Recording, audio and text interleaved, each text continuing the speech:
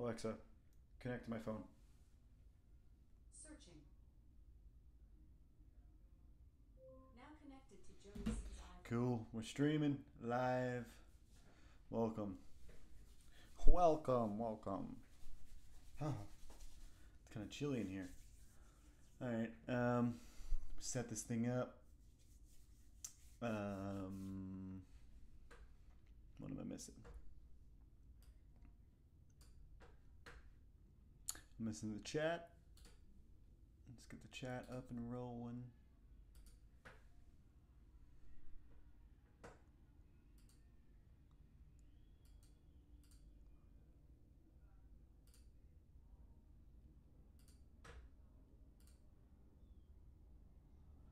All right.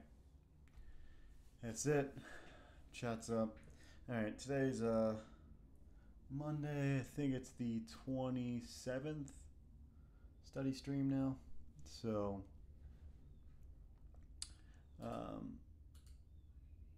moving quickly with these things here. If you're not aware, on Mondays we do I do a study on master studies. So I take a few, really just one at a time, but yeah, I analyze what's going on with the artwork from a different artist every week, and then see what I can pull from it. So this week's going to be a little bit different, so I'm going to figure out exactly what direction I'm going to go, but I have gathered a bunch of things, a bunch of different artists that, so it's not the same kind of format, but close. It's very close. Give me one sec. Just gotta get the iPad rolling.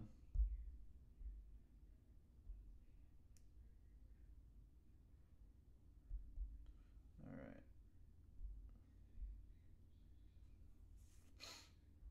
Okay. That's because I didn't send it to it. All right. I just have to send all these images over. It shouldn't take them but a minute. Just grabbed a few. Grab this one.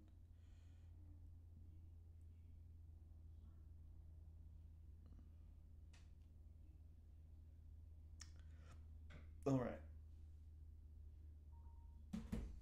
They're sending over. Yo, what up, Germ? What's up? New week. You may have sent me some today. I was talking to Ken and I talked to somebody else on Facebook Messenger, and I thought I already saw that video, but maybe I missed it. Imagine Homer Simpson saying your name every time I do. Joe, go. I do. Makes sense. Okay, we're going to get this iPad up and running right now. I'm gonna put on this flash hoodie. That's my lucky flash hoodie. All right. So.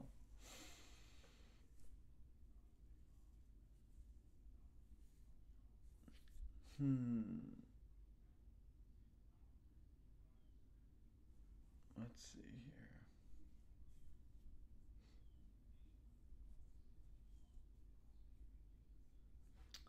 Oh, I got a boot. QuickTime.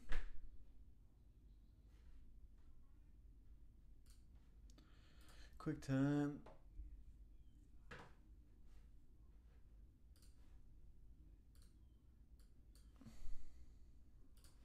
All right, there we go. Should be easy. Should be easy. Alexa.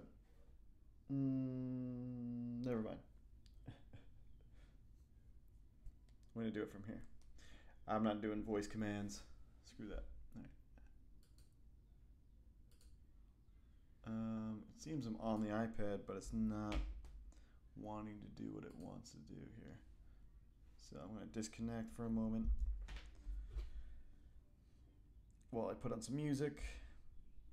Anybody else out there? Oh, you jumped on Bloodborne today.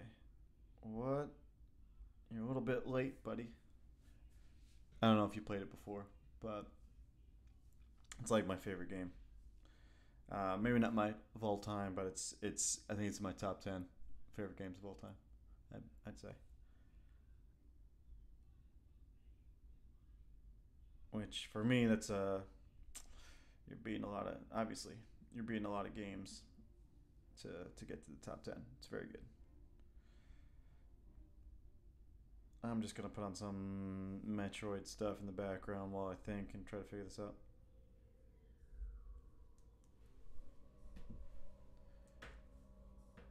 Yeah.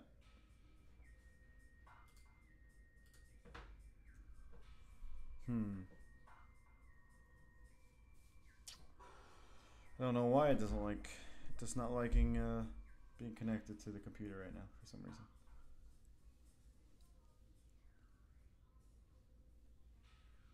Promise you, but I've got. I'll tell you what I will be doing. Um, well, first let me tell you why I like Bloodborne so much. Um, it's just like super well balanced, and I think the gameplay loop is super fun, like most Souls games. But I think it's even better because it's kind of like um, it encourages kind of aggressive behavior and you know staying on the attack and same old parrying and stuff. But yeah, there's no shields, so it's all well, there kind of is a shield, but um, it's not super used all the time. But yeah, I like parrying. I like just like the lore, the Lovecraft stuff. Um, but yeah, I don't know. I threw in a lot of hours into the game. All right. I think the iPad's up now. Let's just get it connected. So today, instead of just one master study, I'm going to do several.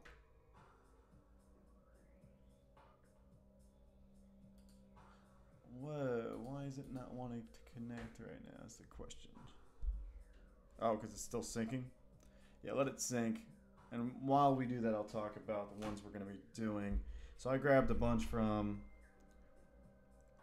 I grabbed stuff from Ivan Reis, um, or Reis, probably more pronounced like. We're gonna do some Akira stuff. So that's uh, Otomo, and Andy Kubert. I've got one from Andy Kubert. So some of this stuff is going to be mostly based on composition. So we're analyzing not necessarily what's going on stroke wise, but we're going to go with what's going on composition wise and see why things work. And then we'll probably take one and draw it depending on what feels right. Yeah, I like the loop, the Souls like loops, Jeremy, quite a bit. I'm a fan, but I don't I played Demon Souls, I played Dark Souls and Dark Souls 2. I didn't beat any of those. None of them really got me addicted like Bloodborne did. Um, I don't know what it was. I'm not a, like a fantasy Dungeons and Dragons and or even at Elder Scrolls. I'm not that kind of guy. And Bloodborne was just like I'm definitely it hits my Castlevania itch. You know what I mean? It or it's scratching the Castlevania itch rather. That's the better way to say it. Um, but let's see here. I'm gonna disconnect this again. I think it's done syncing, so it should work this time. There we go. Awesome. Look at that. So I got all my pictures. Um, I'm just gonna open them up in Clip Studio. So give me a momento. Let's go to photo. Here are all of them down here, and my brother. Let's see. Let's just grab the first one here. Actually, I'm gonna grab them all. I just don't know how to do them all like that quickly.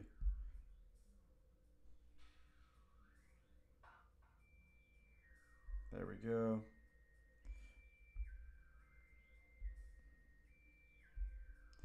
Should have prepared.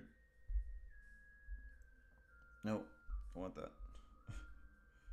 Should have prepared.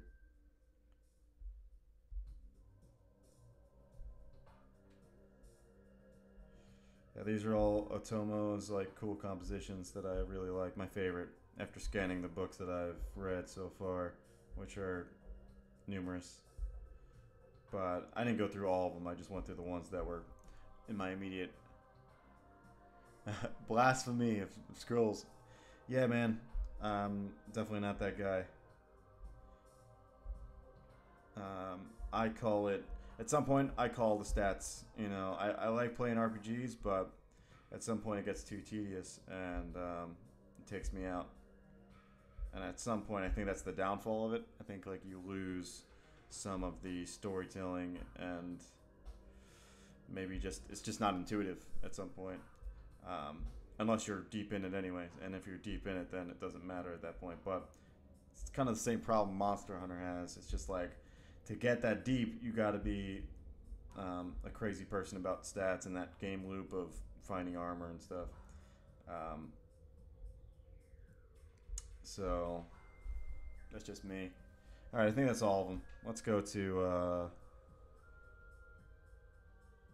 Oops. Let's go to the first one here. I gotta rotate all this stuff, but we'll do one at a time here. I think my music stopped for some reason.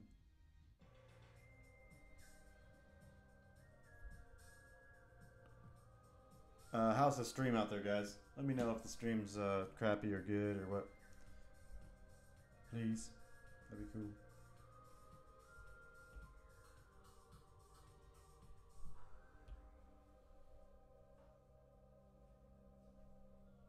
All right. So this one is the first image I grabbed, um, and I wanted to figure out a couple different things with it. For some reason, this image I don't know. I read this I don't know how many years ago, but it stayed in my mind for years. This one image, like I every time I think of a lift, I think of this, and I think of I don't know.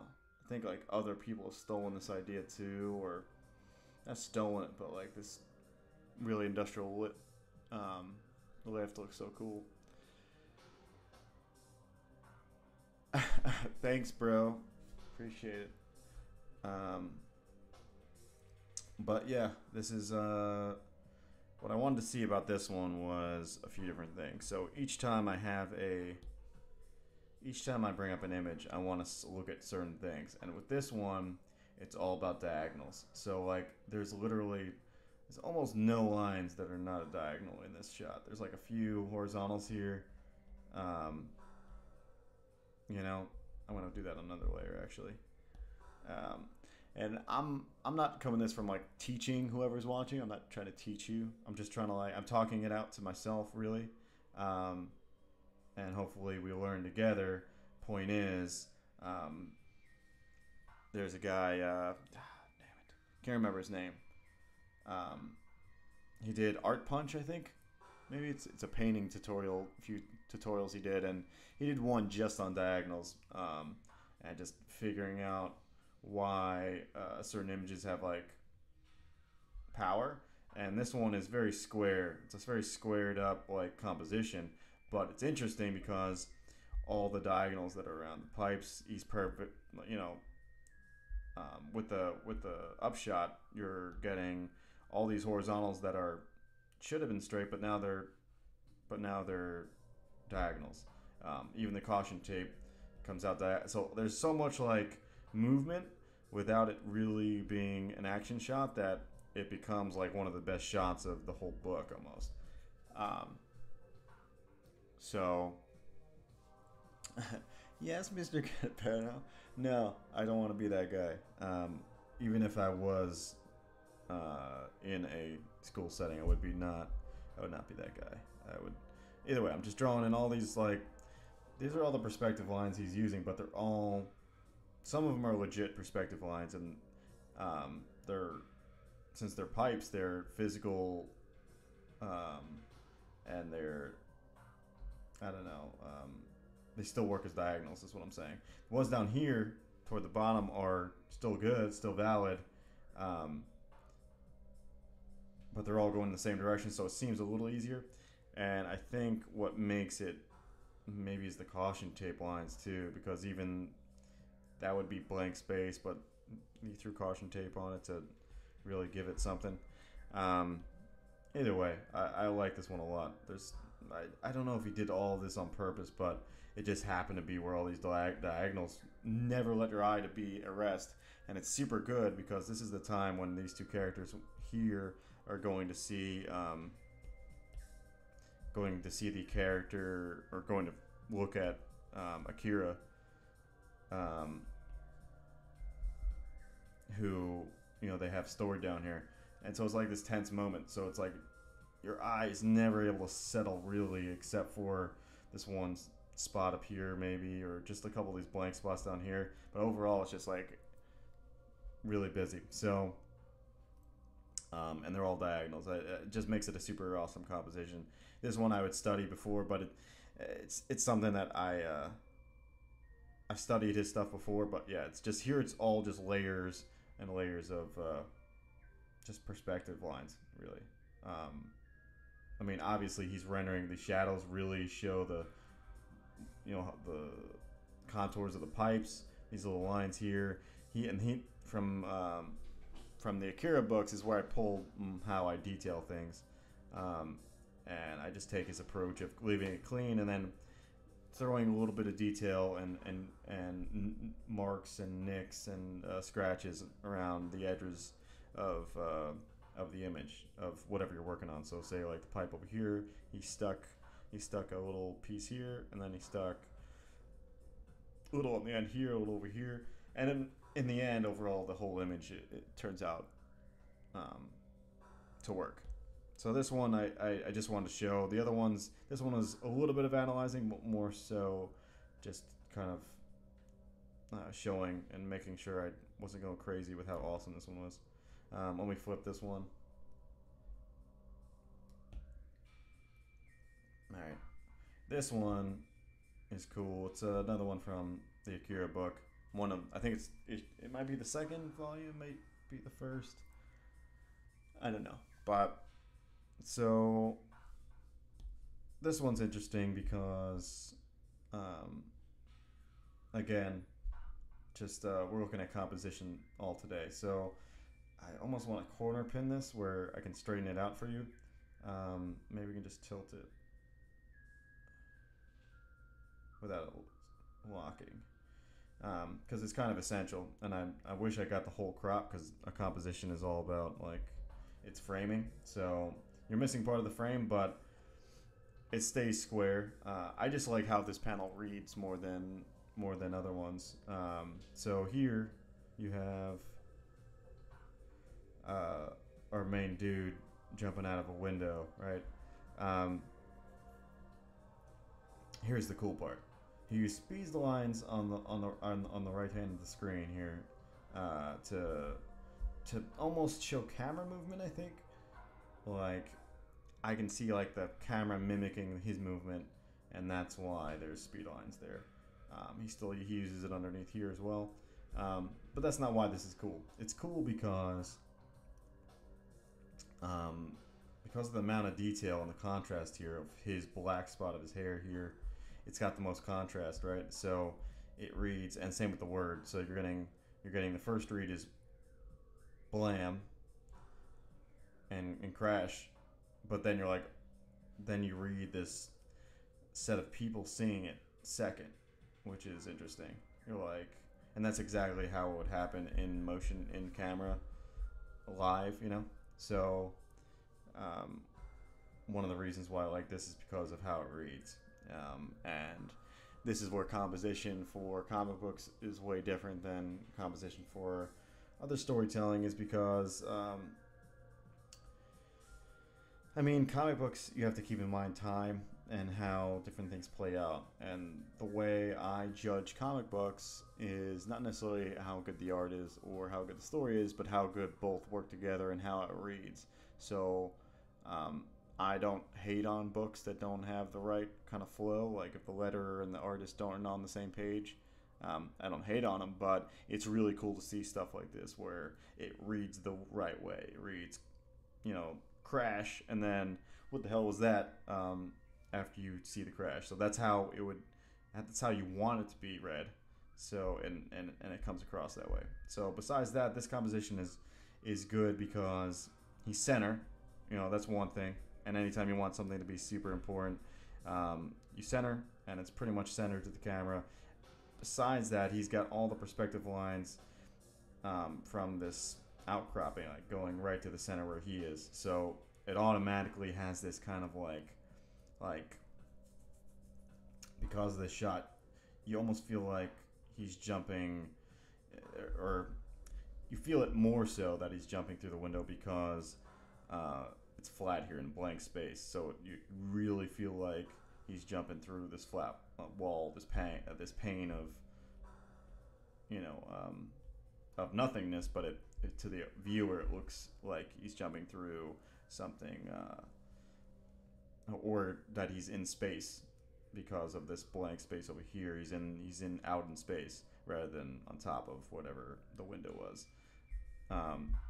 Not explaining that great, but point is, it's a good spot to have this line. If he tilted the camera just a little bit over, it wouldn't work. Like it wouldn't work as well. Here, it seems like he's hitting a wall, and that's what he did. He hit the window. So, one reason why I like this one. We'll kill that one, and we'll go to the next one. Looks like I gotta flip this one upside down too. So this is one of the most famous shots that kind of really transitioned into the movie. Obviously, really iconic, but it's the pretty much the chase scene of the main character's kind of gang versus this clown kind of rival gang. And I can't remember what they're called, but point is, I just wanted to look at like what really made this awesome. And I'm only gonna look at this first panel, I think, because it's great use of foreground, obviously.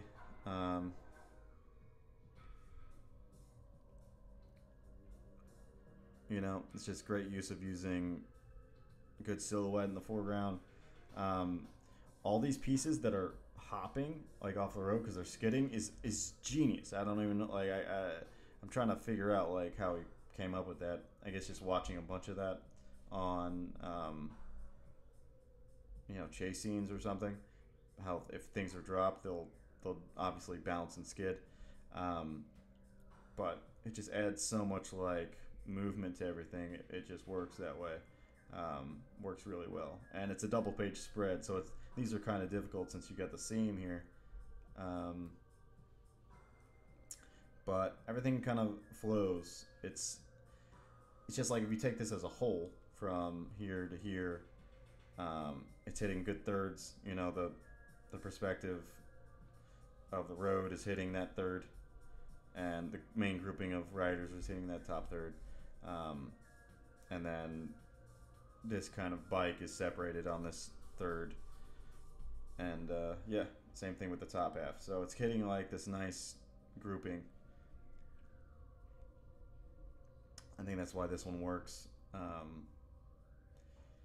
Diagonally, I mean, he's got so many speed lines that they kind of negate a little bit, but he's got like an explosion going off, and it's almost. I think if he's going to make that a big impact, I don't know if he really cared, because I think the whole point of comics, like we said, is to have it translate in sequence. So we see a little bit of it, and then here's the real deal over here on the next panel where he's flipping, which is one of the other things that he's great at, is just explosions and how the physics of bodies move when that happens, when they get hit or fall, crash. But yeah, this one's pretty cool. It's interesting. It's got a little bit of a warped lens. It's hard. It's even more warped because this double page spread is a little weird, but it definitely has a little bit of warping. or curve to the road. I don't really know. It doesn't seem like it's too warped, so I'm gonna go, actually a little bit here. There we go. So it's warping on the far end over here, and maybe a little bit over there. So yeah, we're getting a little bit of the fisheye. Um, so yeah, that's why I mean that's a really iconic shot. Um, Here again, it's below. I didn't want to analyze this one because it's just um, all the shots he's done is really good, and I wanted to just get through all of them and then get to draw a little bit. So, thing is, the cool part about this one is the bikes make the diagonals along with the speed line. So like you're getting this like really cool, the perspective of everything is just making this really cool dynamic flow. And I think these bikes here are really directing the eye because you're starting over here probably looking around, and then the guy says, screw you, and then comes down this way and it flows back because of this line of drivers, and then you're going back to the next panel. I think that's why that panel works, is because it flows in that way. You want that zigzag, um, which is cool. I'm all about it. Um, let's see.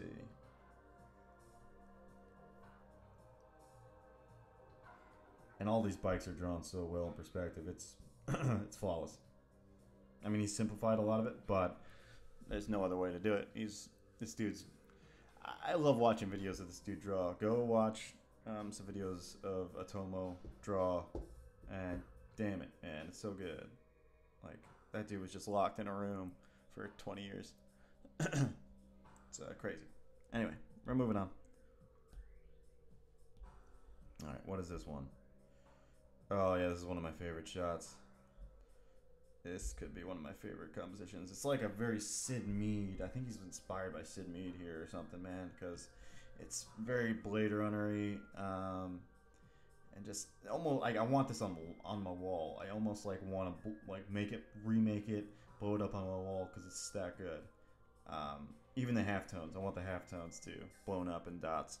Um, you know, it's just really, really good. Okay, so why is it really, really good? I mean, you can almost see like it's got a little bit of rule of thirds going on, but it's more like rule of halves almost. He's kind of quadranted it out. Let me go to another. I'm gonna take off blue and go to like red. I feel like red shows up more. Okay.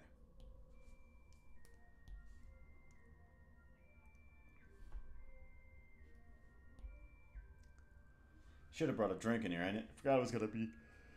Forgot I was gonna be talking a lot. Okay, so this one is my favorite because of just how he quadranted out all the stuff. Um, like here is a clear division, and maybe even the first read is here because it's like black to white here, and it works because of um, texture versus non-texture, and your eye goes to places of super high texture, but then it gets a nice little. It's like looking at this image is like crack to me. It's like brings up those stories, not the stories, the studies on pop music, just like you eating sugar or you eating, having caffeine,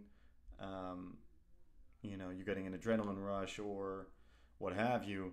You looking at an image like this and your eye moving around an image,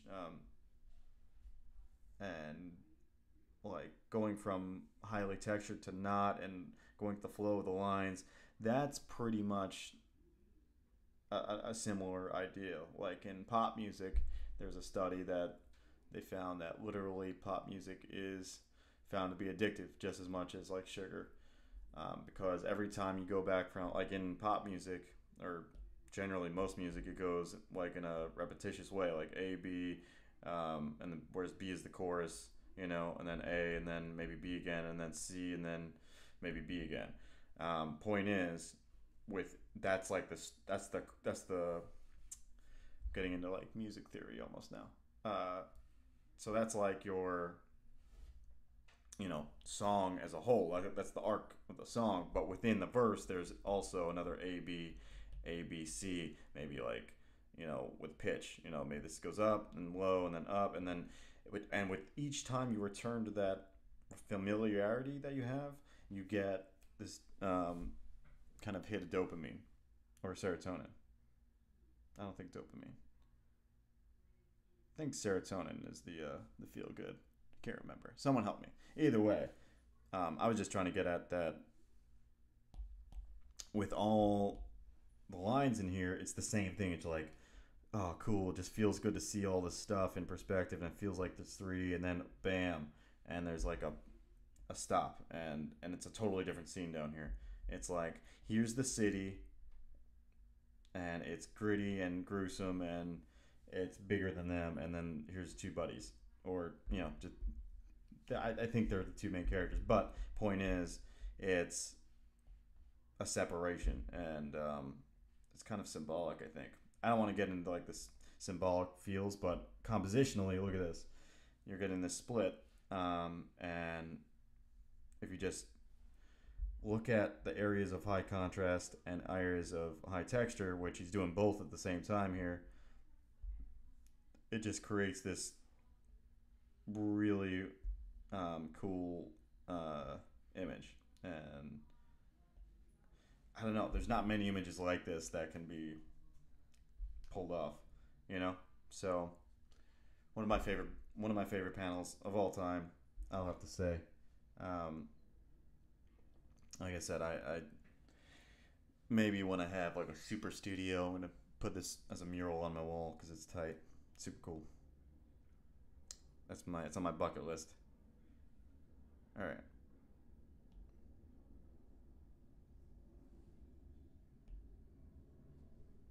Next, okay, this is a sequence for the whole page. I think and this is why I like this one. I want an example of a whole page composition. Um,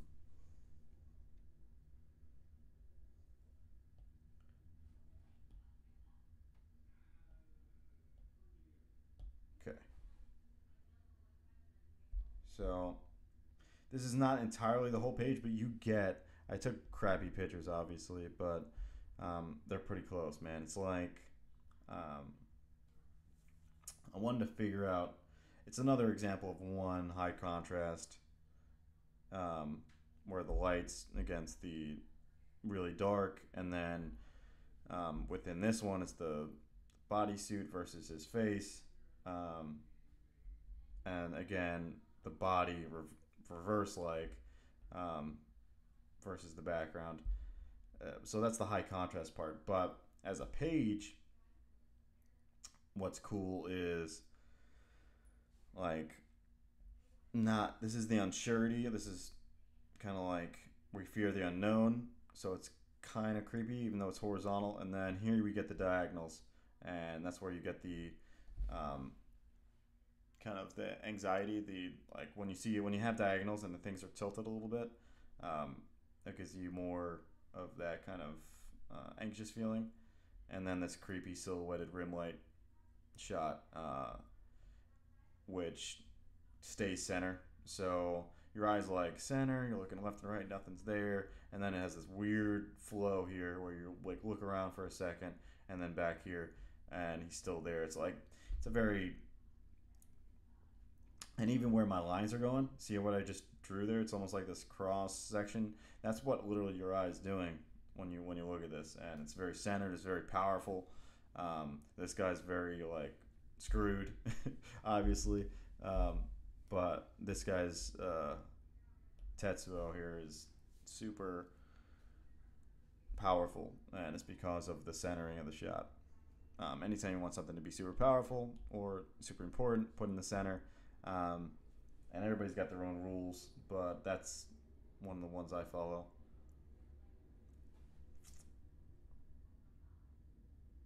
Okay, so next one. All right. This one is another sequence, and I like it because of just how this is an example of storytelling, composition. Um, with this one, you end up having this cool, like, he didn't have to include all these, like, he purposely put these shots in here to give you this crazy diagonal um, feeling to things. Like, he's already doing it with the panels. So one, you're getting this slant, and the way they do that in manga is because the same principles, because it's action based, right? So you're getting this almost like it's moving quicker, or it's moving quicker than you want to view it. You know what I mean? So in this case, it's moment to moment action. Or no, I think it's in between. It's very close. So like moment to moment would be this thing falling, and then clicking and then laying on the ground. That would be moment to moment. It's really action to action. So it's like clip drops. You use a new clip, and then because of this dropping straight down, you just follow it with your eye, and you see the next clip. And it's just super good because it's like totally different shots, but because he set it up right, it flows like, if you try to do this yourself, you might do something a little more um, not so close up, because sometimes close ups confuse if you don't get it to read right. You know what I mean? Like if this thing didn't look like a leg, or this thing didn't look like a clip, it wouldn't work, obviously. Point is, you're looking down and your eye just follows it, and since it reads well, you know exactly what it is. And because it's so close up, you're getting a really gritty kind of like um, up close and personal feel. And because the panels are diagonal this way, and the ground and the legs are diagonal the opposite way, you're getting this nice flow, Z style, like that we see in comics, at the same time as you seeing what the material is. So, like, the read is straight down, but your eye is getting the sense of this anxiety because of the diagonals. Bam. So, super cool. You know what? I might have to do something like this at. I met this guy at MegaCon, and I have his card here somewhere. I made a bunch of notes. What I do is I take my business cards and I put them on index cards, and I write notes on the index cards. Otherwise, I forget why I know them. You know what I mean?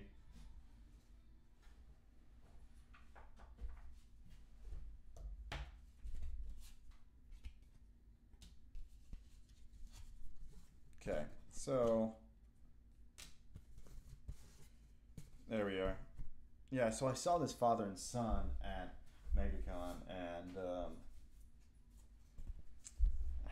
I say this father and son duo is what I wrote. So I went up there and talked to him. I saw this kid working on stuff, and they were, it's pretty good for a kid's work. Um, when I tell you about this, I'll rotate this thing, save time. But yeah, this kid, I complimented, to keep working, looks good, whatever. And then later on, the father and son came by, recognized me, and they're like, "Yeah, no, we really like your work. It's whatever." He works at, I think, one of the universities in Tampa. So he invited me to go speak over there to the kids, or the college students. They're not kids. Well, maybe to me, I'm getting old. But yeah, so I may do that. I might do like one of these not competition, composition kind of talks potentially. That would be really cool. So maybe I'll do a combination of something like this and something else. So this is from a Green Lantern comic from Secret Origin by Ivan Reis. And yeah, it's super cool. It's a shot of Sinestro and Hal kind of digging up or burying Abin Sur, who is the old Green Lantern who died. I don't know if you saw if you're a fan of comics. I'm hoping you are, since you're on this channel. But either way, this one is really good because it's like, one, Hal and Sinestro are centered. The peak of this is hitting the third. For the whole panel is on the peak of the grave. So it's just good composition there. And then there's just this nice balance. And I'll bring out another book to explain this kind of balance. So what you have is this kind of weird exponential curve looking thing with the canyon. So it kind of works like um, trying to let me draw something else and we'll explain it. So the way balance works for images is, let's just say you have an image here,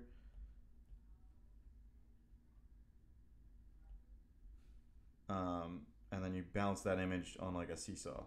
Like, there's like a middle piece and then this thing wobbles, on top of it. Now, that's kind of how you've got to pretend um, your image is uh, being shown to people. So let's do it with simple shapes. That's how the book I'm thinking of is.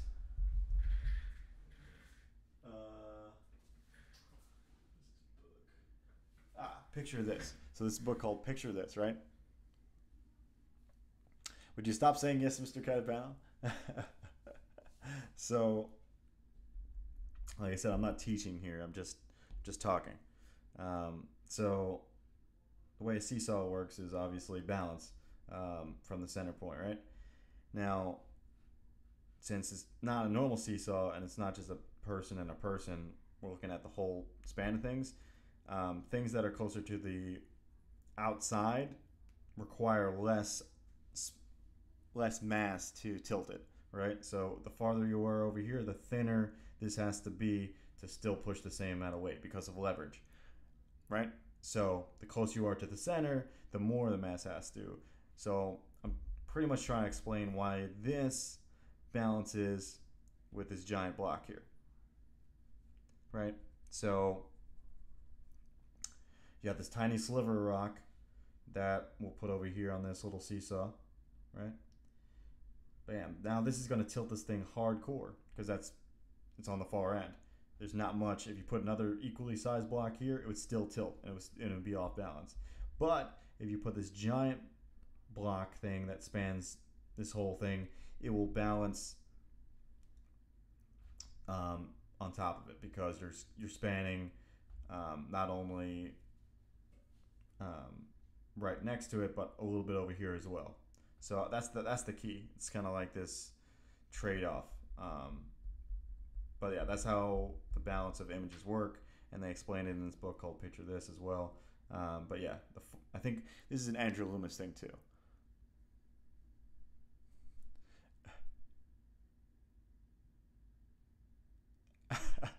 Of course, dude. I'm never spoken to kids. I keep saying kids, man, not kids, um, but to a school. Either way, if I did do a speech, I would be definitely trying to figure out what I'm going to say before I go. Anyway, this is how that works. That's the balance principle for all this, and that's why I like this one. This one's really good for that balance. Um, I feel it works because the whole middle section here, since it's blacked out, it's not really triggering the weight, but this kind of is. So it's balancing this end piece. Anyway, that's this image. It seems like it's um, just works for that reason, I think, and obviously the textures and how well it's implied detail. So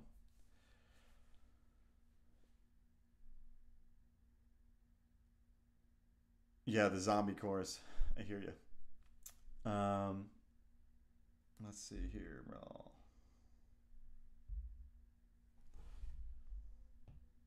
so another Green Lantern image. Always GL. Can't get away from GL. It's too good. All right. So this is like if I went and analyzed a bunch of Jim Lee's work, it would be essentially all this because the Jim Lee's compositions are all they're more about. I mean, he positions the frame well, but I think he's great at what's happening here, which is positioning figures within figures to like overlaying figures to figure out to keep the viewer within the image instead of like straying away. So all this works is because of there's a kind of a geometric thing that's going on here. You're kind of getting, because of, it's all about where the lines are leading you, and um, depends on what your first read is. And there's so much white on this page, I'm not exactly sure what your first read would be. Probably somewhere over here. Um, but no matter where your first read is, all these arms are kind of keeping you within, um, this like main part of the image. So what's also cool is just how, and this is something Jim Lee does a lot, which is a lot of kind of like puzzle piecing things together. Like, you don't want to do it too much because obviously you want to have this overlap because that shows what's in front of other things. So like this hand is over top of that body, that's pretty basic, but for anybody watching, that's legit one of the reasons how you know what's in front of things is because there's like this wedging that happens where you have something that's continuing on and one that stops, and because of that, this is on top. Now that's good because you show depth, but for composition you also kind of want to have this wedging of shapes together, like the lantern wedging, kind of creating this like negative space around between Hal's head and the lantern. But yeah, also with the arm, and I really probably will reference Jim Lee for most of that because he's just really great at making that work and not seeming so like this is really natural too. Like I wanted to show that, but it's really easy for you to go too unnatural with it. Like if this hand was a little more exaggerated and it curved a little more, now it looks kind of funky because it's following the exact contour, and once you get to that point it starts looking goofy because you're looking at parallel lines. It's confusing. It shouldn't work that way, but what you want is something following the same line of action but a different contour. So that's this image, and I think Alvin Lee is also a good resource for that as well, where you're getting this nice little cluster to keep you inside and looking at the image. Cool. And like I said, I'm really just talking to myself because I just picked these images because I knew they were good. Here's the Kubert one, which I'll probably be drawing in a little bit, so I'll save that for last. Let's do another Green Lantern one here. This is going to work out perfect, like an hour of talking, looking at this thing, and then an hour of drawing, which will be fun.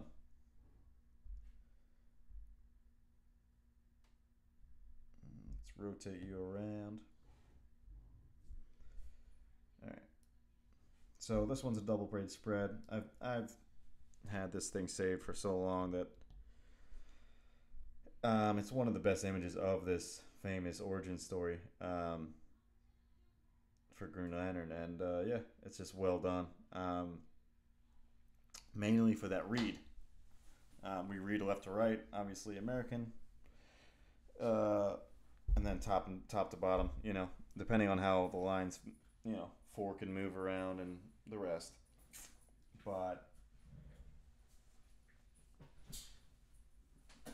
suddenly got hot in here. Okay, so here we'll talk about a couple things, but mainly it's just the read that I was talking about, like that one where he jumps out the window. It's the same kind of thing. It's like the way the read works is because we're reading right to left, top to bottom. You're reading the head right, and then you're seeing the ring. You're like, what the hell is that? From here, it's a tough call because you could hit, you might swing down here and see something, but most likely you're going right to the bubble, and then seeing this disaster of what's going on. You know what I mean? So the read is with the character, what the hell is going on, then seeing pretty much the catalyst, the whole thing. You get a little bit of kind of, and then this happens. Like he's giving like a story behind it, and then you see maybe the reason for that, which is the destruction and the rest, and then you're looped around with this little piece of metal here, and you're looped back into the same image. So it's like another very good composition for that reason. Even the hole is bringing you back around to the ring. So I don't know. There's not much else to say with this one, but the read is what I'm talking about. As far as comics, I don't know. Um,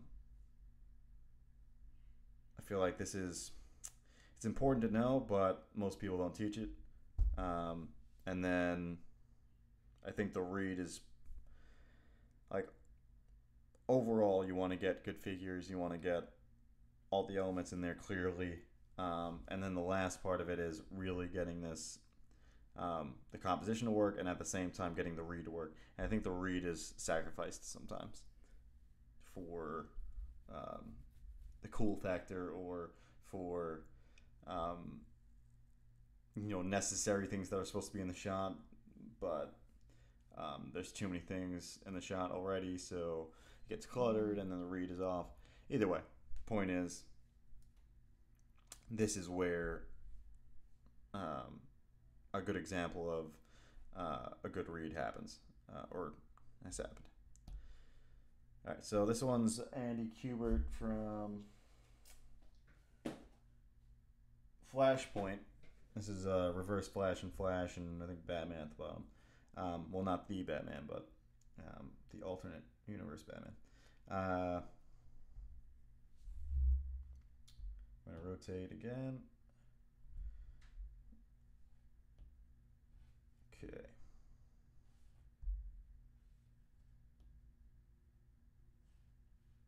I'm really not concerned about the Batman part. I'm probably going to just draw Reverse Flash and Flash.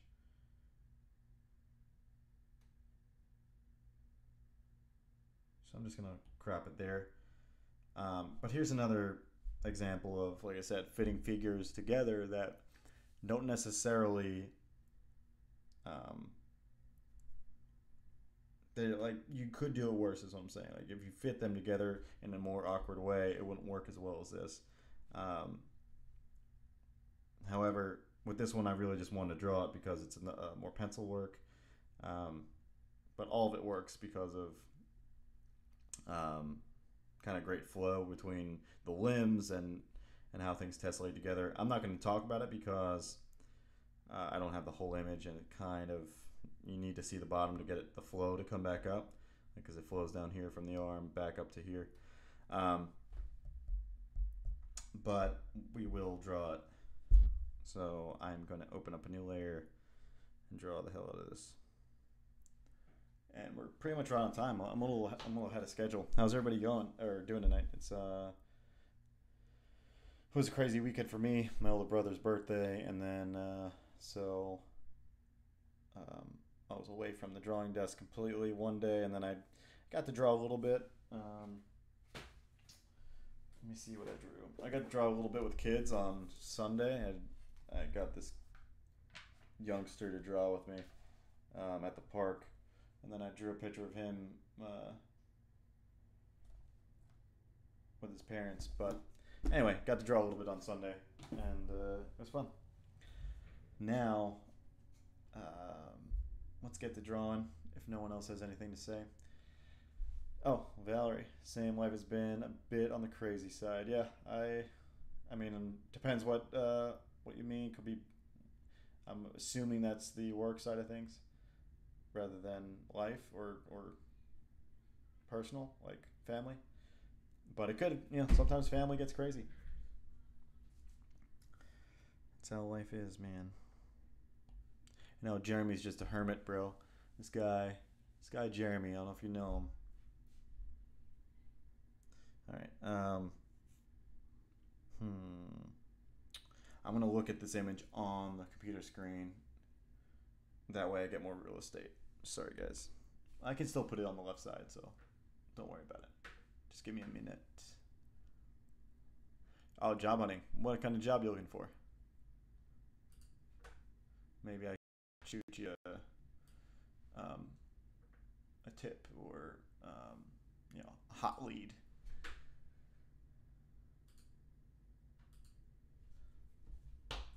Let's see here. What am I looking for? I don't want internet. I want my folders. Where is that? Batman reference. Not what I'm looking for, but it's a folder. Okay.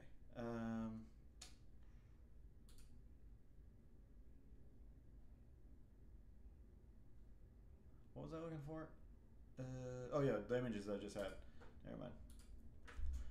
Losing my train of thought here. There we go. We don't want the gorilla from last week. We want you. It's really big on my screen. Let's make it smaller.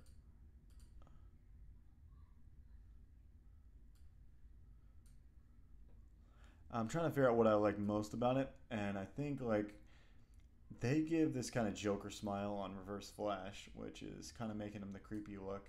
And obviously his pose is super killer, and like all the anatomy on the muscles really works. He's got like a rim light on everything because that's the comic way to do it, especially when you got lightning shooting off around you. Output very slow. What? Don't say it ain't so.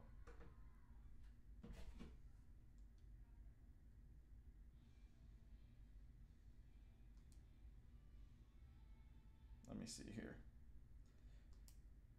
Put on some music, guys.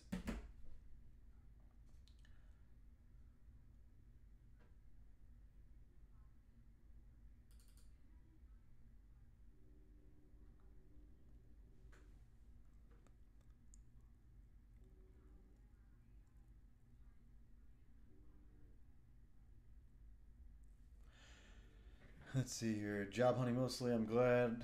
Leah Hirement. Oh yeah, of course you are, dude. Gives me time to live as an artist. Yep, for sure. I just like busting Jeremy's chops. Good luck at the job hunt. Yep, for sure. Good luck from over here in Orlando as well. At this point, any but unemployed. Yeah, that's dude. That's uh, it's a shame because sometimes you just get, you fall hard times, for sure. Um, I'm transiting to Texas, so I'm swimming upstream here. Oh man, that's probably, I don't know if that's the worst state for what you're going through, but that's probably one of the 10 years of using Mac. A juror? What is that? What is a juror graphic artist job? Is that like hold on guys, my internet's so slow right now. I'm trying to figure out why. 1 second.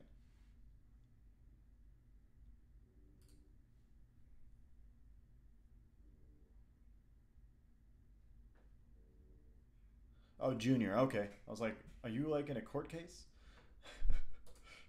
um, hmm. One moment. I'm gonna stop the stream for a second and jump back on.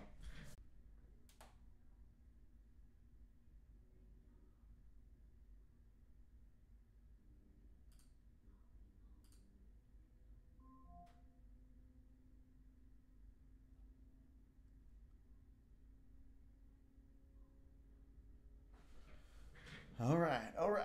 So, um,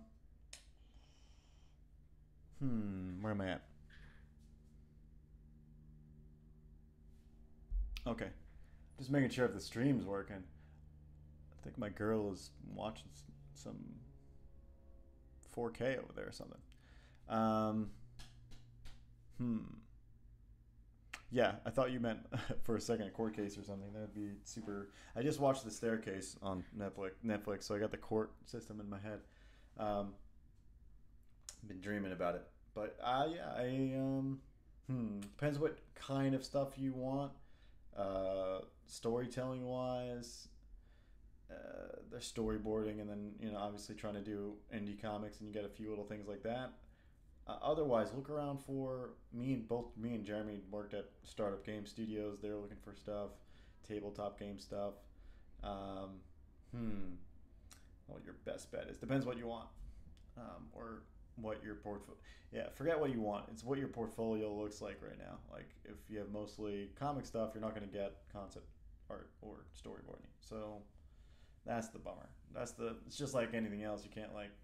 Well, actually, it's not just like any portfolio jobs reflect from your portfolio to the work. Whereas if you had like a degree for like business, you probably could get a business job just about anywhere, which is a bummer for us. But that's how we go, the creative field, you know.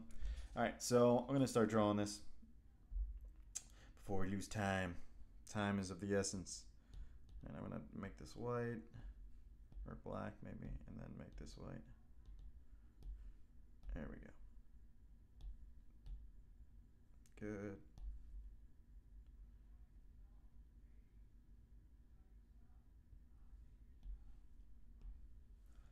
All right.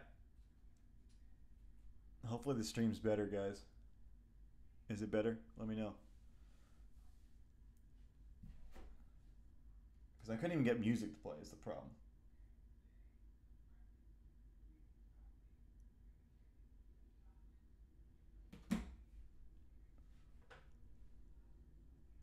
Hmm.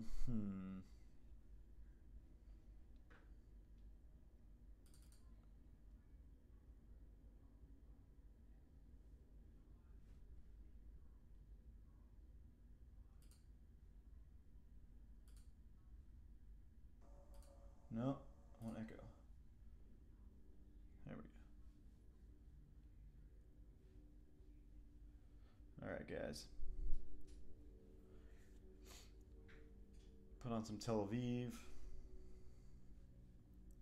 and let's get to work.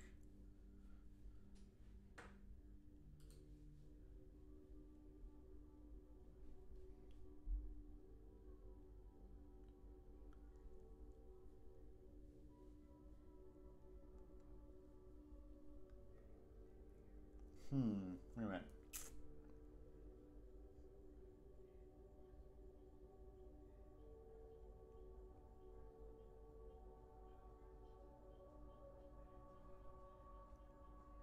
All right, we're gonna do reverse Flash's face here. I'm pretty sure you couldn't tilt your head this far down, but could call on Kubert just to push it off to make him look more villainous, I guess. Like, I don't. Can you? I guess you can get pretty close to that. He might be more double chin in that than he's got him, but cool.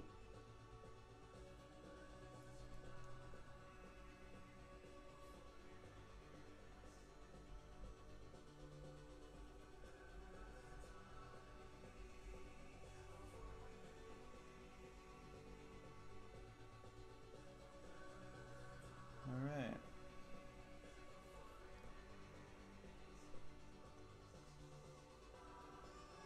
See how high his eye is on the head? It's implying it's tilted, obviously. Um, but how much is the question. So I'm just going to try to line it up, deconstruct it a little bit before I start in.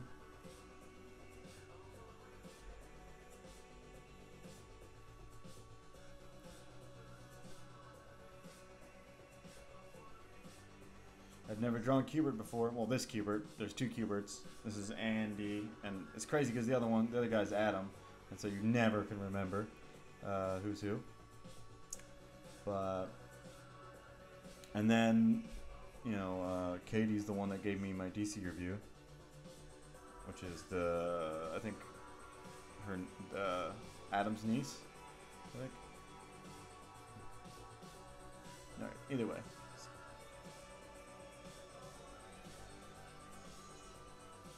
Comic book family, you know? That's how it goes.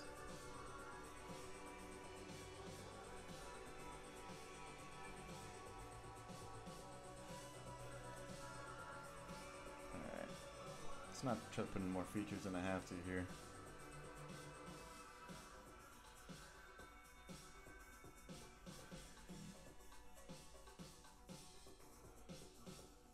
Over.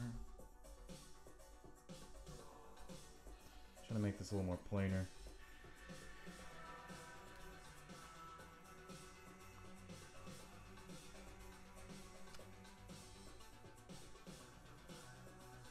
I was talking to my mom about plein air painting the other day,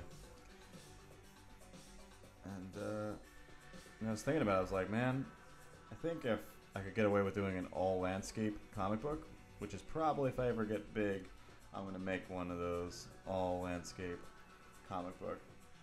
I would do it because I'm in love with doing landscapes and that sort of thing. So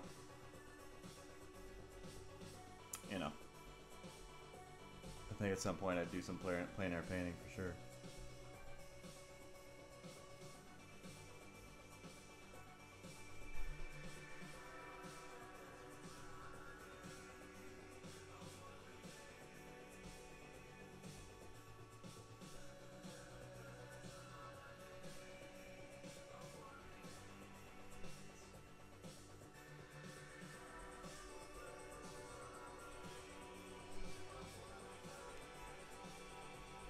Okay, it's close enough for right now. It's actually pretty good. Now, I don't even know how you draw those things. I'm actually pulling out the book and looking at like what it looks like. I think they're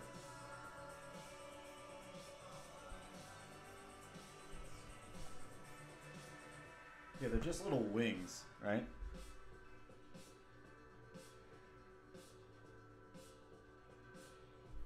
Like these little stabilizers on their ears, like where the ear is.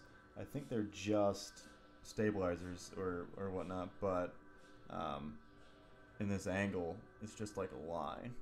And at first, I didn't think it was anything.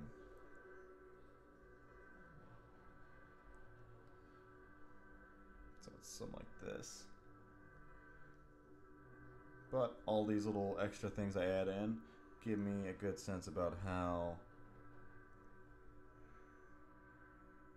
my comp is going here. So maybe a more tilted head here.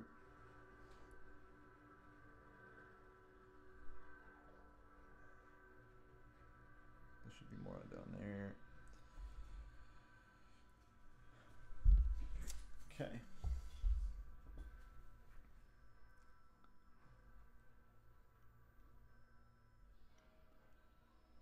First time drawing Kubert. Yeah. I'll have to do a little Instagram post after this one if it turns out good.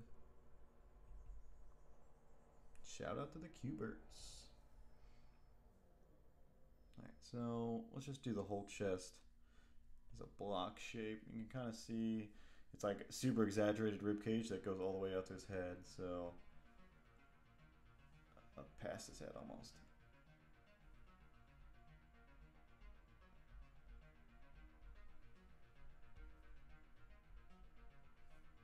I really like this track. I'm gonna have to ask this guy, whoever did this, to let me borrow it for Star Circuit. But yeah, chest would go here.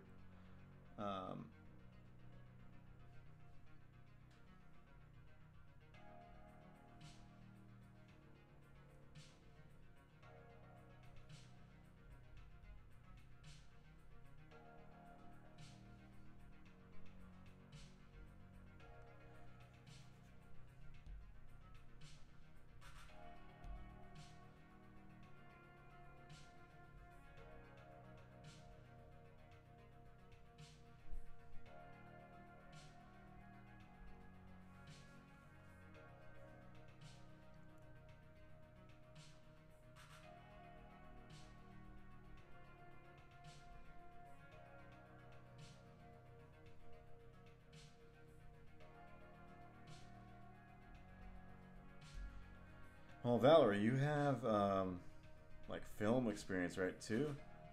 Trying to figure out all the things you could be applying for, because you kind of have to widen out.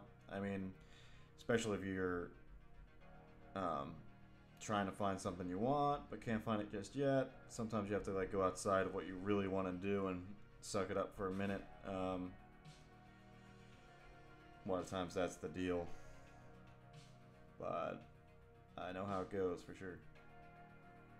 I definitely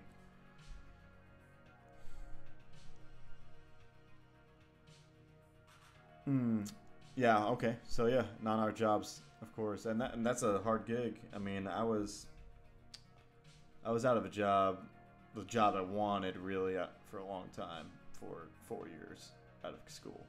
Took a long time.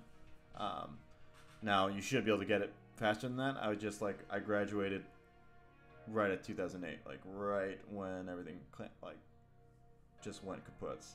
So it was just a little bit harder to get on the roll, you know. So I was a little depressed at after around that time. I was kind of hoping to get something going quicker than what I did, and that's for obvious reasons. But yeah, something come around for sure. Just keep working on on the art stuff.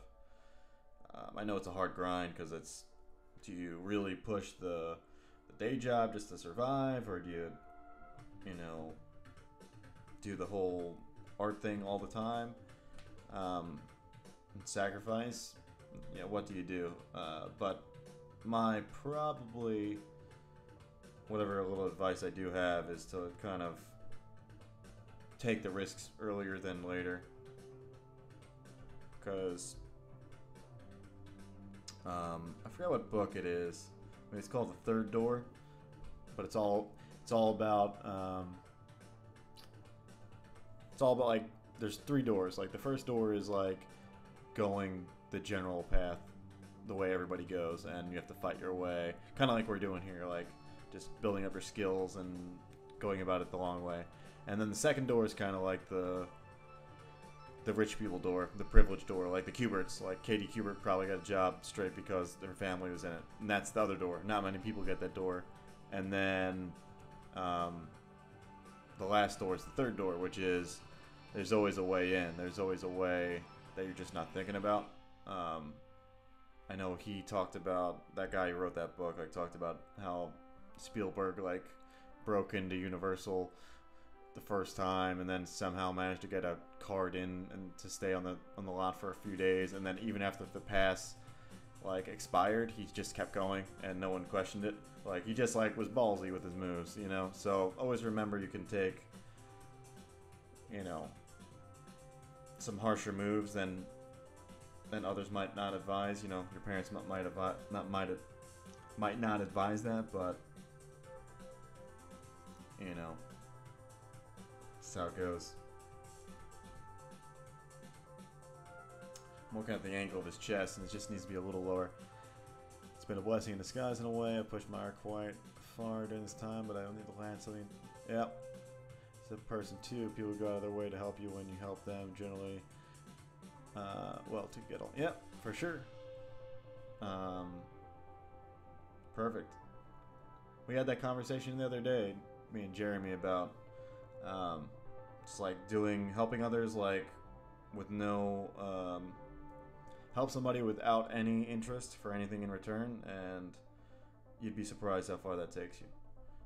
Obviously, I assume all of us try to do that, but if you go out of your way, like, to do that, you know, people recognize that, you know, and people like to be around people that are not always looking for a hand me out or hand me out. I don't know. It's not a word. It's not a phrase.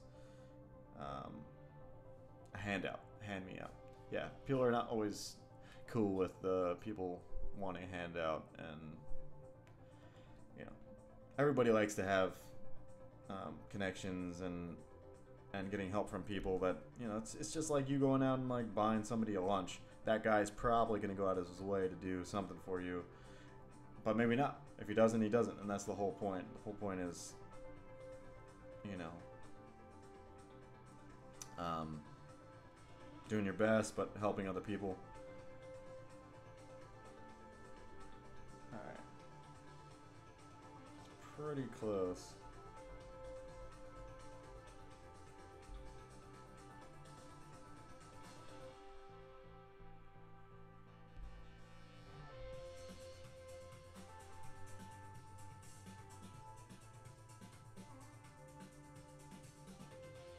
I think that's the lightning going through in this area. The line I drew above. No, it's this line here. It's lightning that goes from here and then down.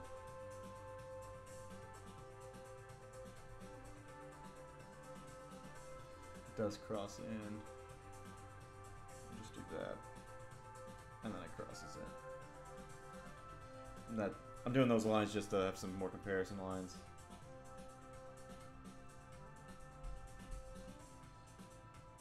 Yeah, man, little things, always.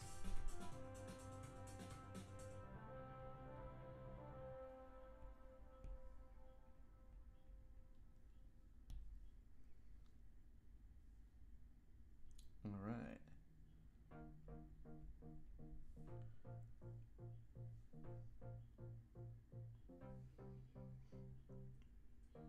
This chin's gonna have to curve out more.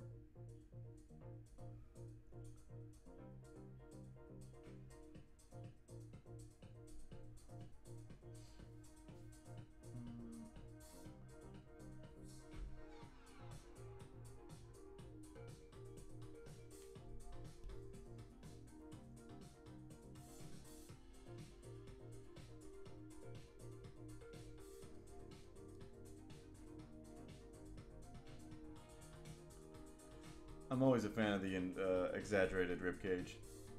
Huge fan. So I don't even know why that works. I think John Byrne made that popular. I can't remember who. One of those dudes. I mean, Jim Lee really made it popular too, but before him, there's others that did it, and I'd have to look at a few books to remember.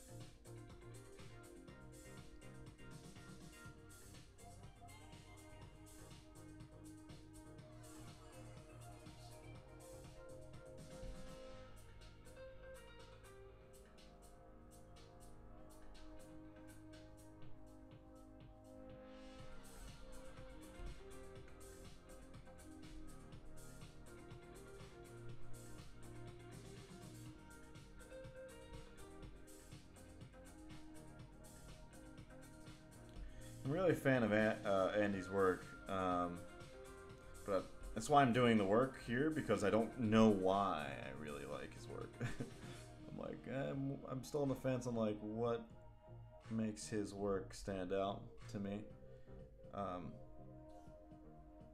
Obviously, there's realism. He's grabbed the. He's like a Jim Lee type artist, I'd say. He's in that range of types.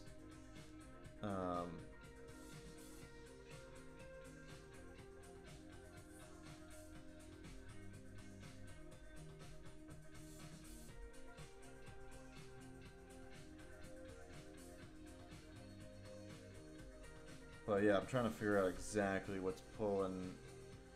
Like, obviously his faces are different, which is, but not by a whole lot. Like the Batman at the bottom almost looks like it's Jim Lee, right? Because there's still a bunch of scratches and nicks everywhere. Just how they approach shadows is different, potentially.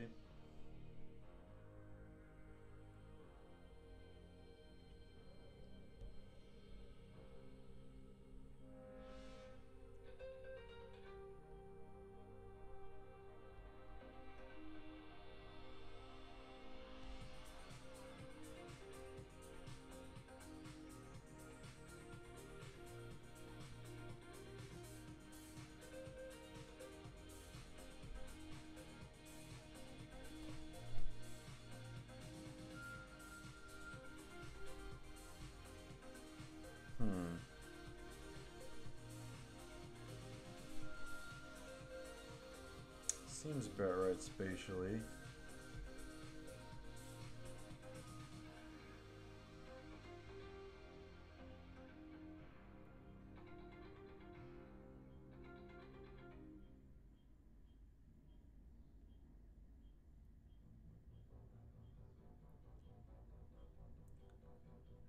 I think head's a little big for.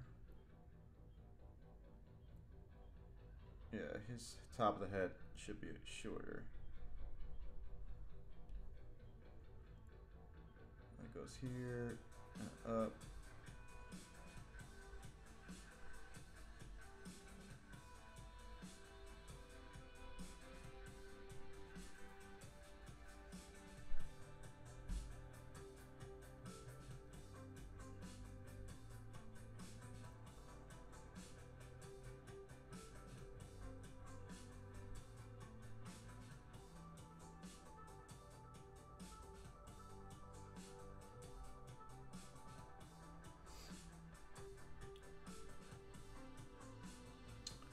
Now,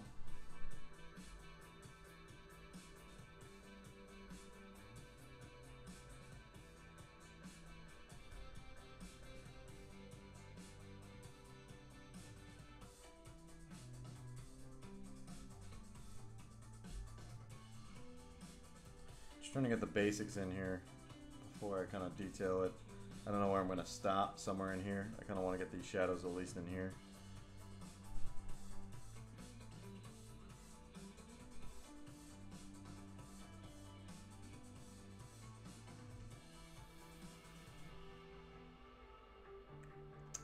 I got that right. It's the right distance here, but I think it should be a little bit lower.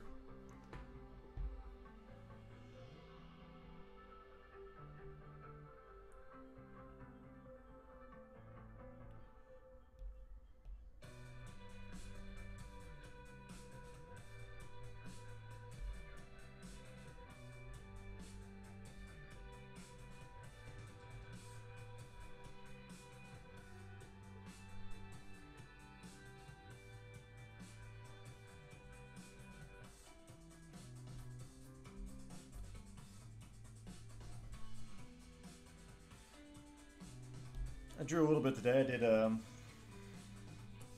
Star Circuit stuff. I haven't heard back from this one gig, or 2 gigs actually. Still waiting on 2 gigs to come through.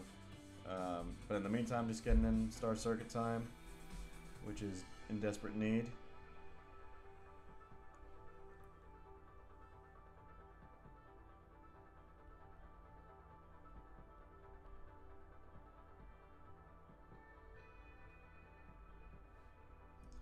Alright. Stay zoomed out here. Try to get what I want.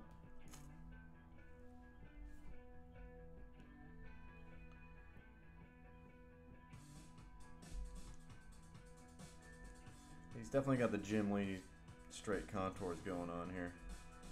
And I don't know who really made those famous, but I think Jim Lee's one of them.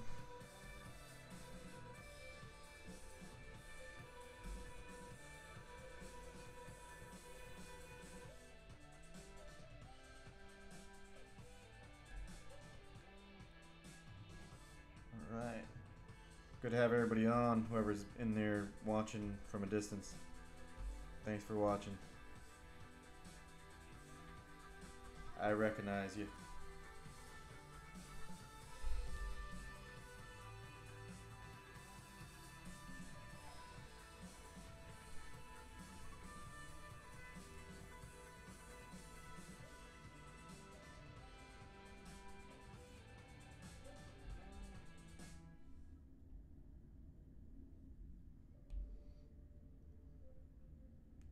I'm just getting the block shapes in here.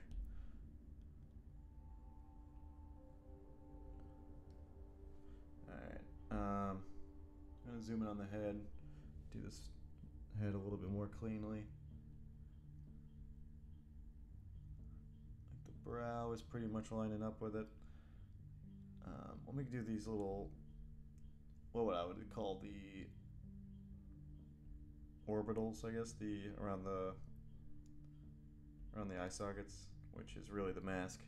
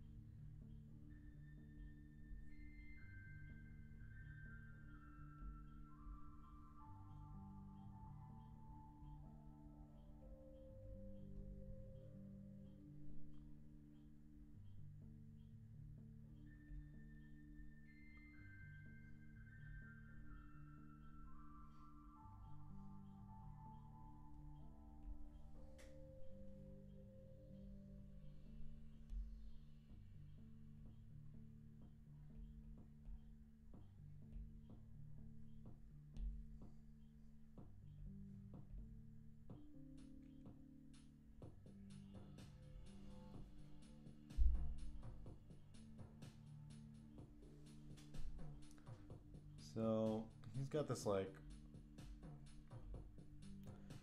arch thing going on here, so I think I have this shape just about right. This goes up, but then the nose is more out.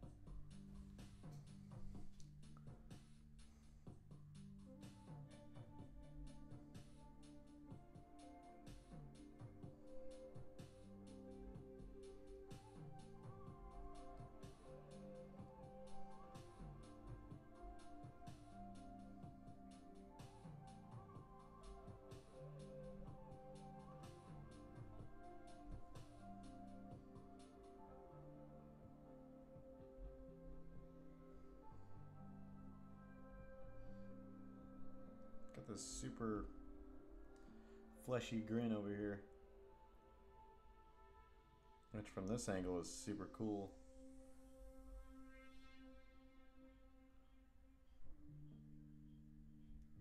Very sharp.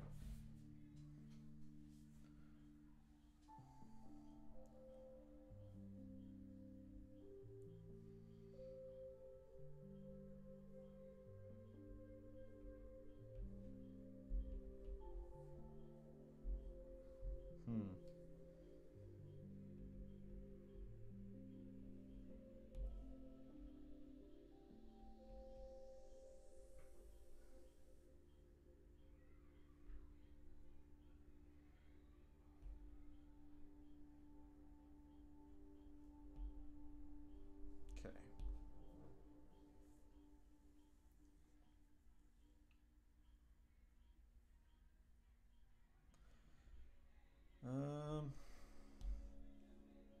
Yeah, I may move to the new layer and start detailing it up.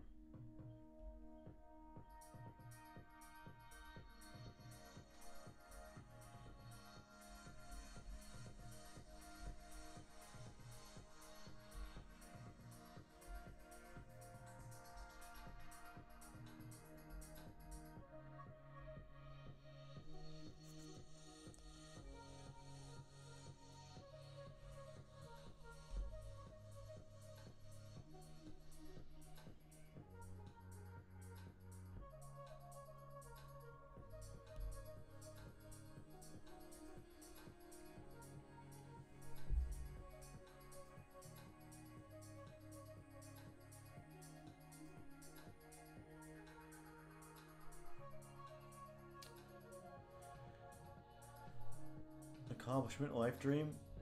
Yeah.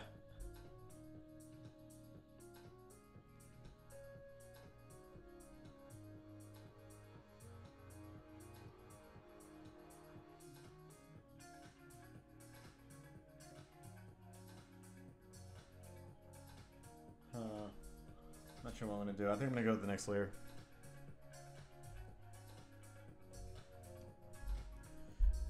Drop it back to the mechanical pencil. I'm gonna zoom in on this part.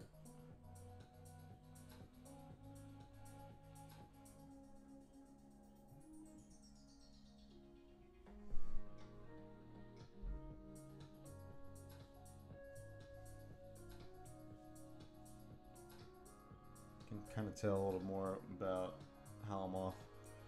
Immediately, the nose is obviously more scrunched.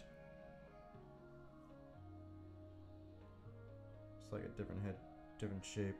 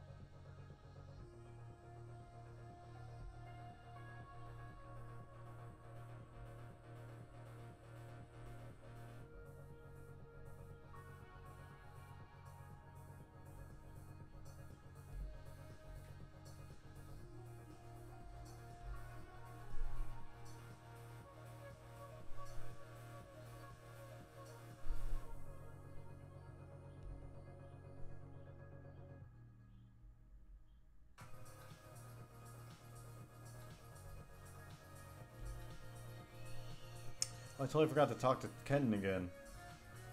Talked to me a little bit today, but I gotta talk to him again. Forgot.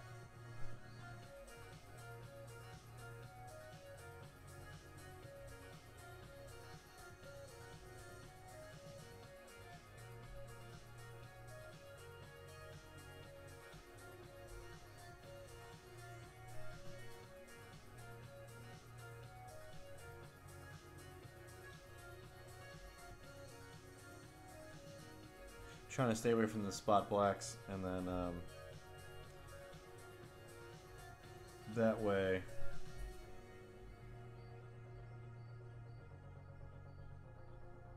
I can fill them in later. If anything, I can do this and then fill them in Inker style.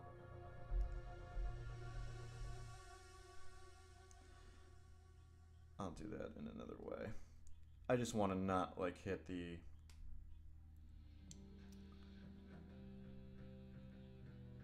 darks so much right away. Just want to get the main lines.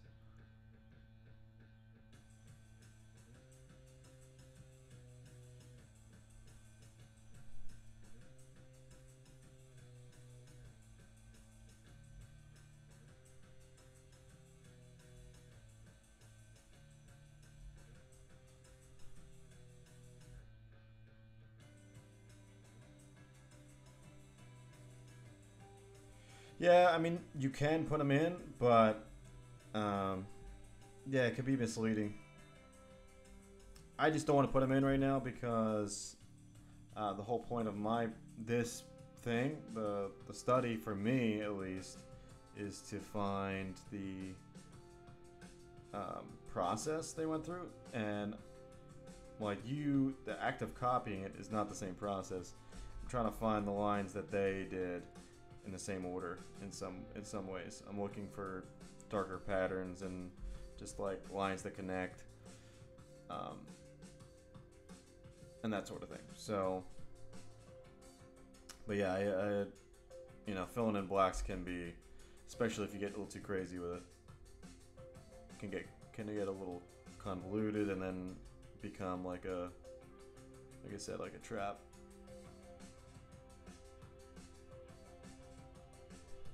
I'm a little high on that, I think. Maybe I could just go here.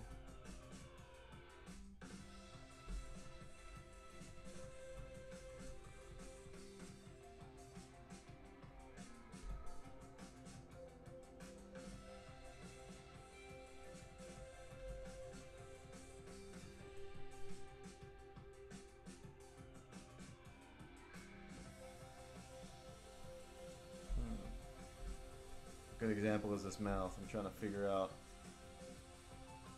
the stroke.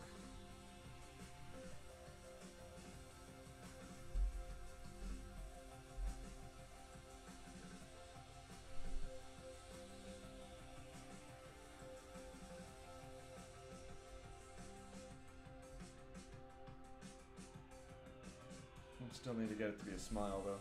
I think I'll work with that first.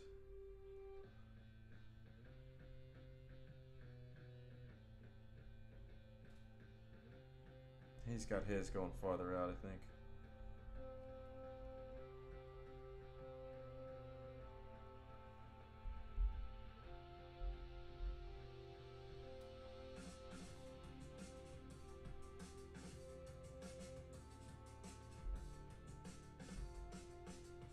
This is tricky.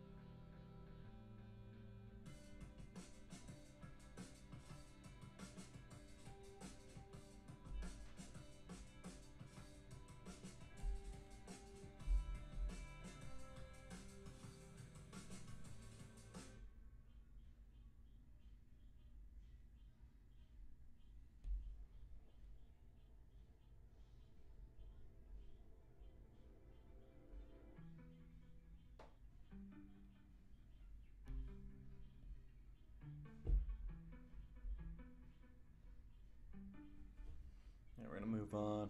Come back to it.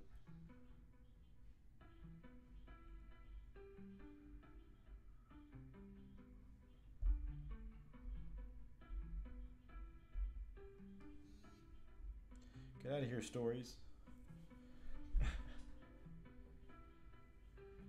Alright, I'm gonna put on something a little more lively.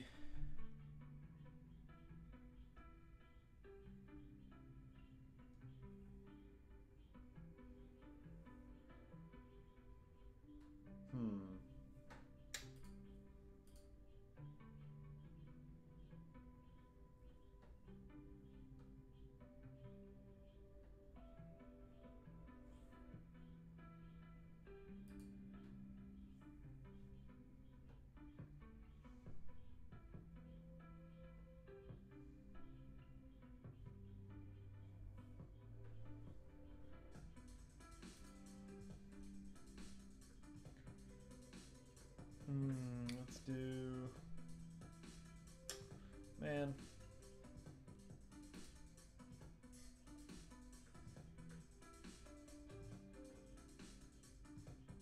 Let's do this, yeah.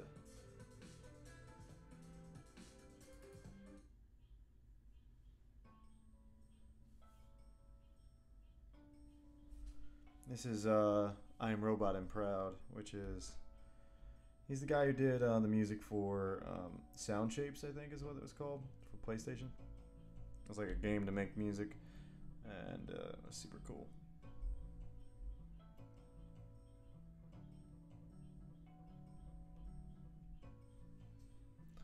Alright.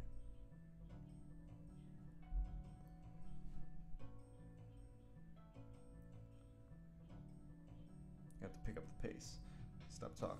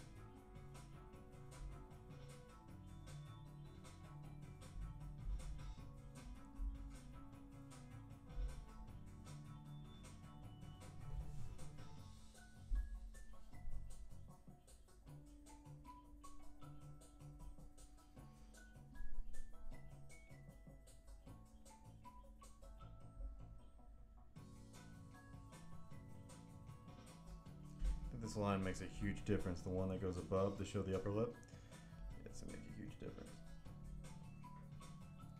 Maybe not that much, but yeah.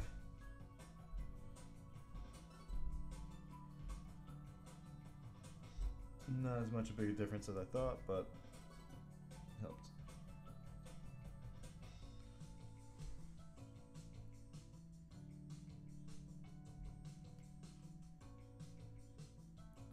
Somewhere around there. Seems about right.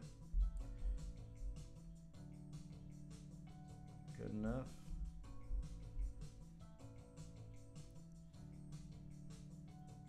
That's more... Oh, because he's tilted that way as well. That makes the box a little smaller.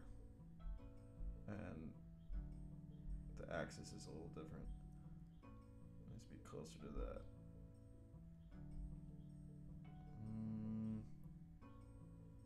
Similar.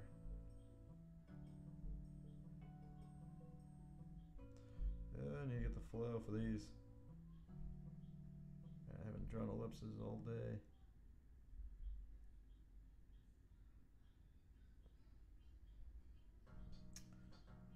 Okay, cool.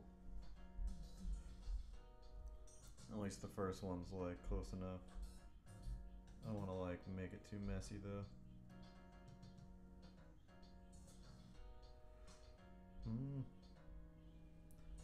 That's what happens when I don't set up guides for the corners and everything. It's hard to judge, especially in this angle. Even he scratched his in. He didn't really do it in 1 or 2 swipes, for sure. I can tell from here.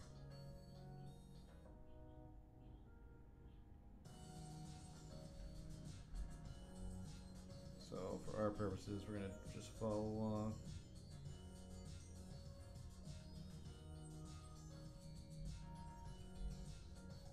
But this is probably where, remember when I said when I do my studies and I kind of figure out what I could have done to make his work better, this is one of those parts.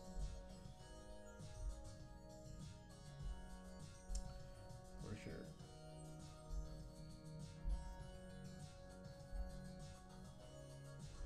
It's a hard gig to do, man.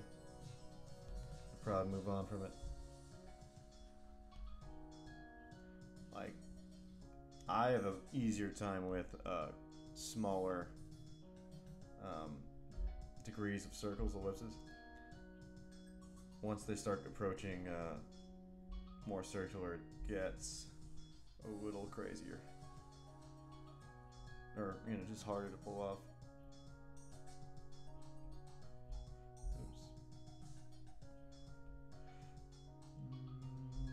Somebody stops the scribble and does lines. These are reflection lines, in case you guys don't know.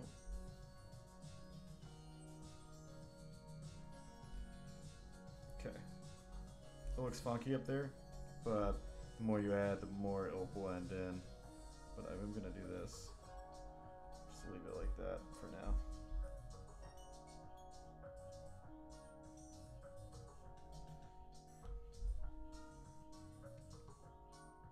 Got 15 minutes, folks.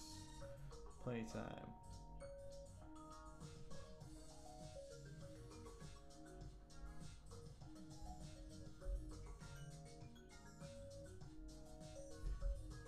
These are my favorite lines that pencilers do, are these like swoopy kind of go back over themselves lines. My favorite, personally.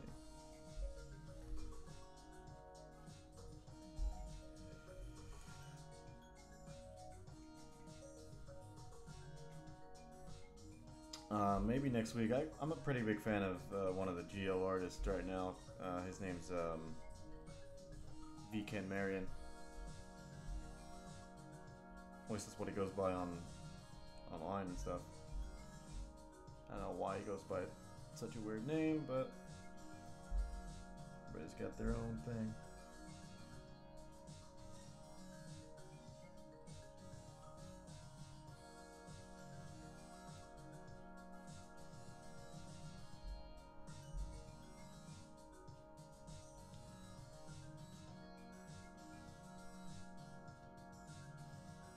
So now when I'm looking at his work, I'm trying to figure out.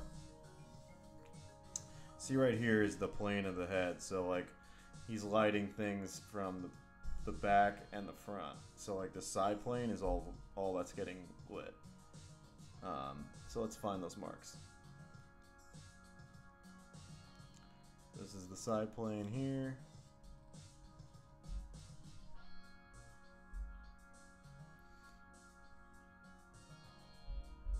Get the arc right.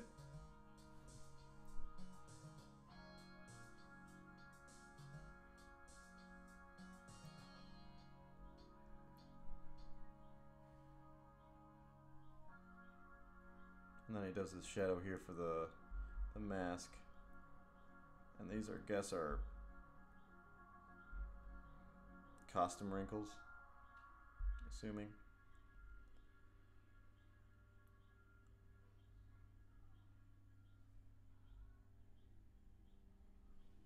That's Let's go with the bigger pencil for these shades.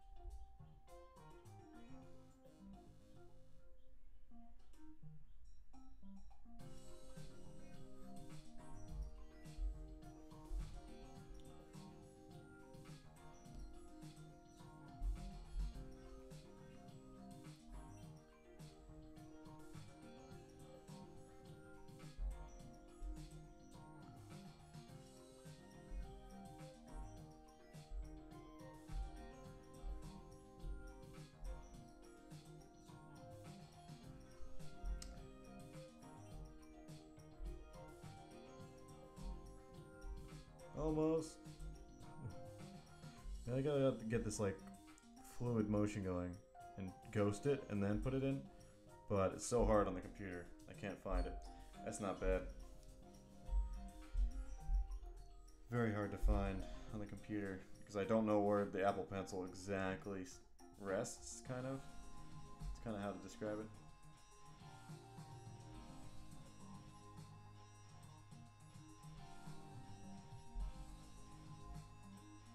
Alright, so now the back of the head, he's hitting this rim light. Actually, let's put in the contour first. How about that? I probably shouldn't have turned, but that's what I normally would do if I had the page.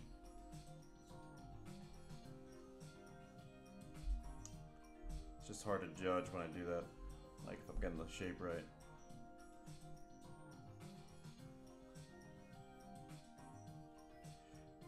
Maybe I had the right amount of mass before. More like that. Damn it.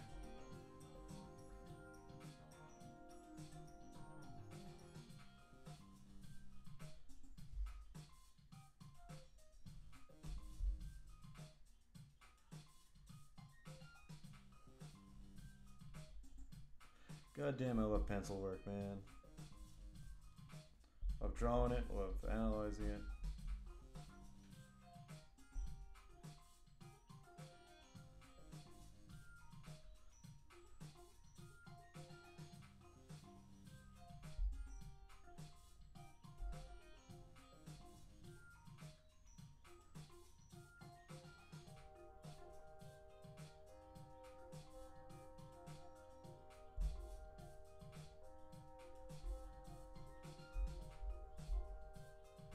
I don't think I'm gonna get through all this, but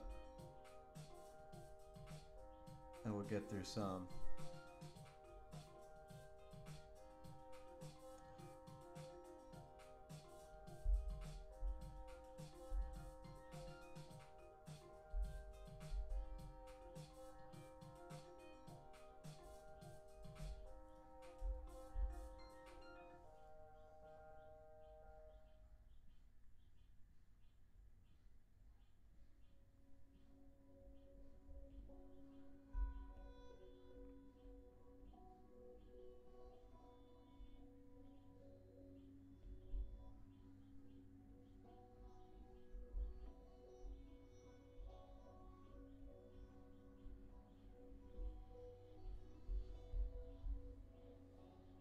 Yeah, I'm gonna mark out these, at least get the shadows in up here.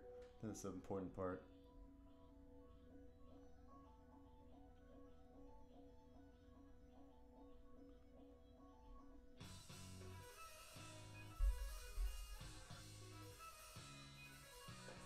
Somehow Chan got put on him more. More Chan. Not gonna complain.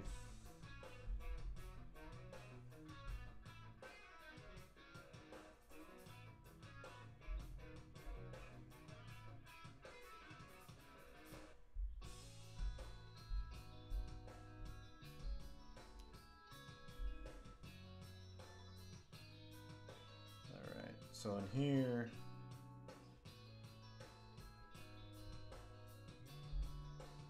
I'm just gonna ad-lib this lightning and not really care about it, because that's how lightning is. It's an effect, so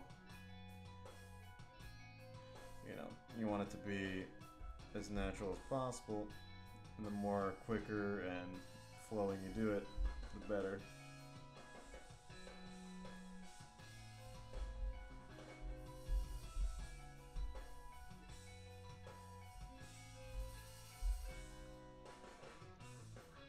It's cool how we did it though.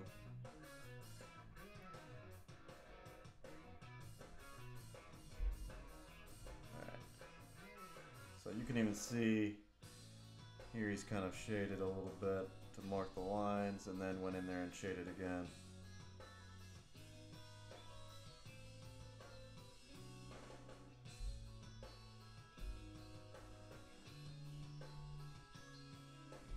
Cool. That gets all shaded. All that. Let's do it. Start at the top. You can see him off with the head, or with the thing at least. I think it's the head. Either way, we're gonna leave it.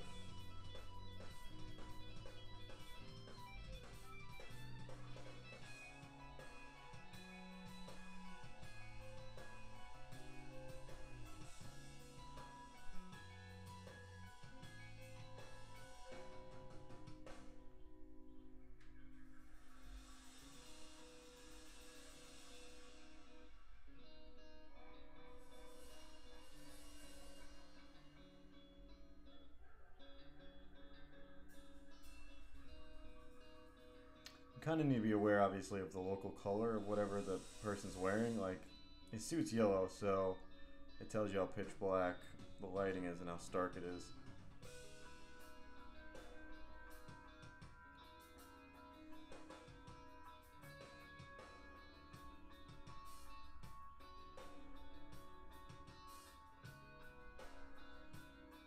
Here he's just, see I have these guidelines here? That's from that muscle up there, so we're pretty much shading the shadows of the creases of the muscle. I don't know if you guys are recognizing it. What did I say? Marry the artwork?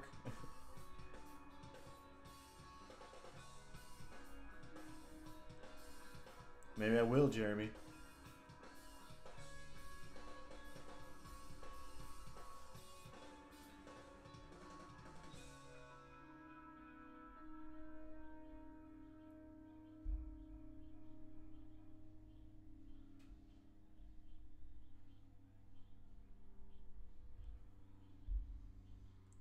Maybe I will.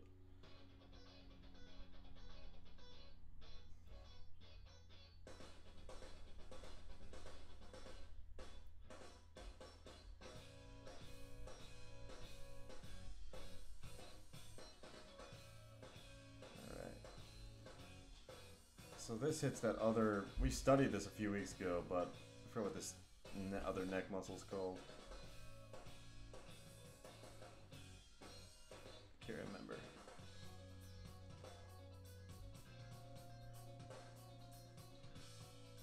But I'm just gonna finish shading this neck area and then we'll stop. It's been a real good night so far. Guess I'm gonna probably stay up and draw or relax for min, but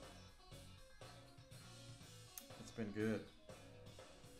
I like talking through composition, because usually when you like talk about it out loud, you kind of solidify at least your thoughts.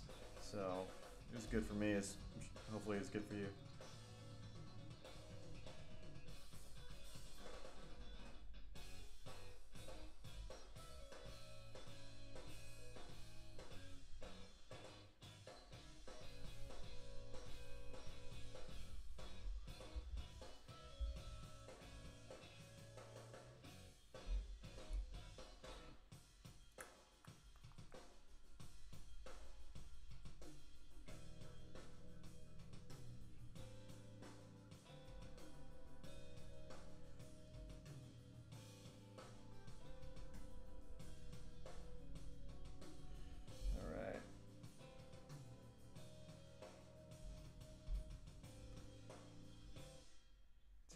adjustments I can make here. I think I'm missing this whole line here.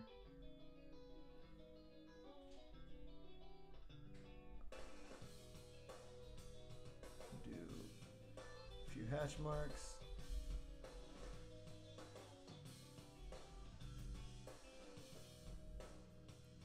I know there's a few over here as well. Like these help blend everything together, and he's got one set over here.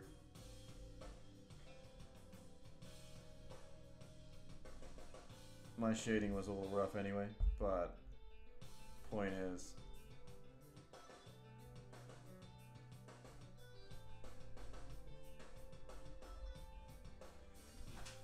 should work well. Let's see. Almost. Okay.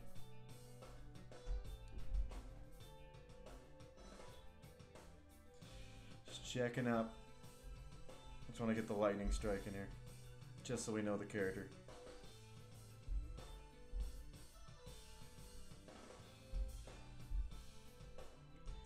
There we go. I mean, you can tell it's the flash, I'm pretty sure. Reverse flash, rather.